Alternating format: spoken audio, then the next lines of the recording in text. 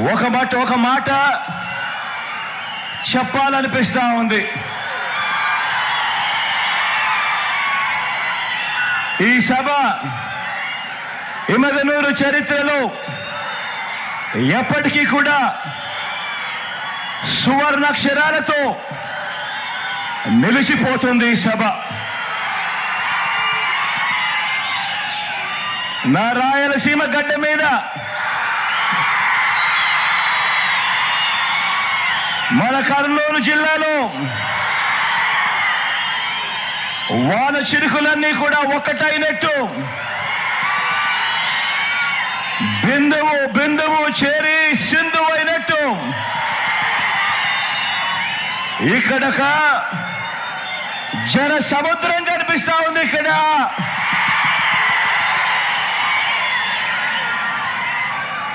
మంచి చేసిన మన ప్రభుత్వానికి మద్దతుగా చేయి కలిపిన నా వాళ్ళందరూ, జెండాలు జతకట్టిన వారిని, పేదల వ్యతిరేకులను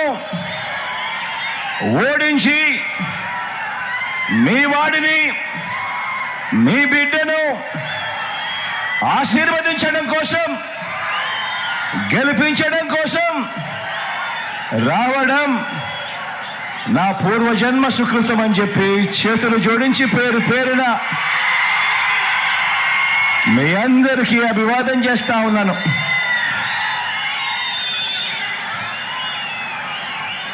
ఇక్కడే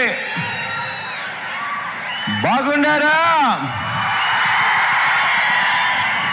నా అక్కలందరూ బాగున్నారా? నా చెల్లెమ్మలందరూ బాగున్నారా? నా అన్నలు బాగున్నారా? నా తమ్ముళ్ళందరూ బాగున్నారా? నా అవ్వలు, నా తాతలు అందరికీ కూడా మీ జగన్ శిరస్సు వంచి చేతులు జోడించి పేరు పేరున మీ ఆప్యాయతలకు కృతజ్ఞతలు తెలుపుకుంటా ఉన్నాడు. ఈ సందర్భంగా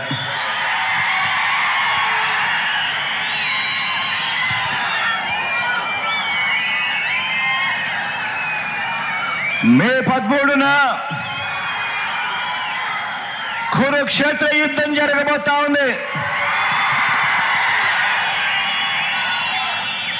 పేదలు ఓ వైపున, పెత్తందారులందరూ మరో వైపున. ఈ పెత్తందారులందరినీ ఓడించేందుకు, పేదల పక్షాన నిలబడేందుకు నేను సిద్ధం. మీరంతా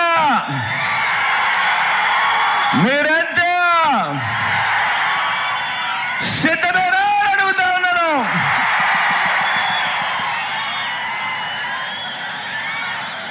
ఈ పొత్తులను, ఈ జిత్తులను, ఈ మోసాలను, ఈ అబద్ధాలను, ఈ కుట్రలను, వీటి అన్నింటినీ కూడా ఎదుర్కొంటూ పేదల భవిష్యత్తుకు అండగా నిలిచేందుకు నేను సిద్ధం. మీరంతా సిద్ధమేనా?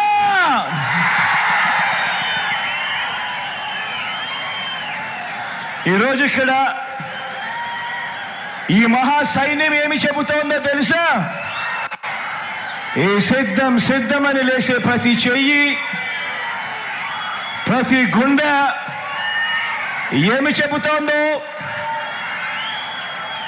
మా ఇంట గత 5 ఏళ్లుగా మంచి జరిగింది అని చెప్పి ప్రతి గుండె చెబుతా ఉంది, ప్రతి చెయ్యి చెబుతా ఉంది. ఈ మంచికి మేమంతా మద్దతు పలుకుతున్నామని చెబుతోంది. ఈ మంచి కొనసాగాలని ఇక్కడున్న ప్రతి చెయ్యి, ఇక్కడున్న ప్రతి గుండె చెబుతోంది. మా గవర్నమెంట్ బడులు, బాగుపడుతున్నాయి అని చెబుతోంది ప్రతి గుండె. మా పిల్లల చదువులు మెరుగుపడుతున్నాయి అని చెబుతా ఉంది మా ప్రతి గుండె.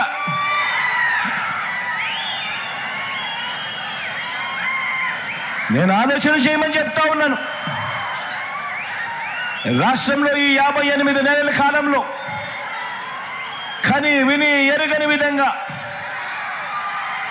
రాష్ట్రంలో విప్లవాత్మక మార్పులు చోటు చేసుకున్న ఈ 58 నెలల్లో నేను చెప్పే ఈ విషయాలు ఇంటింటికి వెళ్ళి ఒకసారి ప్రతి ఒక్కరూ కూడా ఆలోచించండి. ఆలోచన చేయడమే కాకుండా మీ ఇంట్లో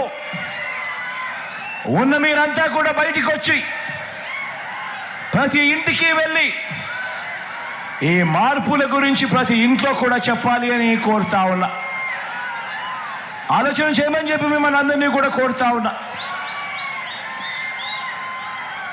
ఈరోజు ఉన్న ఒక పాప కానీ ఒక బాబు కానీ 10-16 ఏళ్ళ చదువుల తర్వాత ఈరోజు మన బడులలో జరుగుతూ ఉన్న మార్పులు, ఈరోజు మన విద్యారంగంలో జరుగుతూ ఉన్న మార్పులు ఎలాంటివి అంటే 10-16 ఏళ్ళ తర్వాత పిల్లాడు చదువుల తర్వాత ఆనాటి ప్రపంచంలో ఎలా ఉంటారు, ఎలా ఉండాలి అని వీరి గురించి ఆలోచించి ఆ బిడ్డల భవిష్యత్ కోసం వారు తలెత్తుకొని సమాజంలో నిలబడేలా వారి భవిష్యత్ కోసం మంచి నిర్ణయాలు తీసుకుంటున్న ప్రభుత్వానికి ఏ పేద కుటుంబమైనా కూడా మద్దతు పలకకుండా ఎందుకు ఉంటుంది అని ప్రతి ఒక్కరూ కూడా ఆలోచన చేయమని కోరుతా ఉన్నా.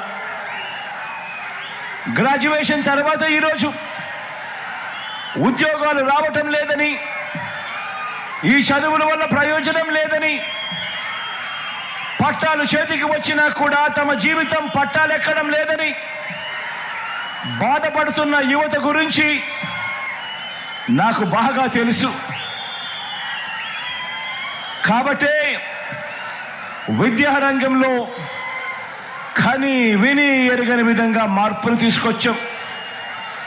కాబట్టే నిలబట్టే చదువు, తలెత్తుకునే ఉద్యోగాలు, ప్రపంచంలో ఎక్కడైనా కూడా బ్రతికే అవకాశాలు కల్పించడానికి మొత్తంగా మన విద్యా విధానంలో ఈ 58 నెలలుగా విప్లవాత్మక మార్పులు తీసుకొస్తూ అడుగులు ముందుకు వేయడం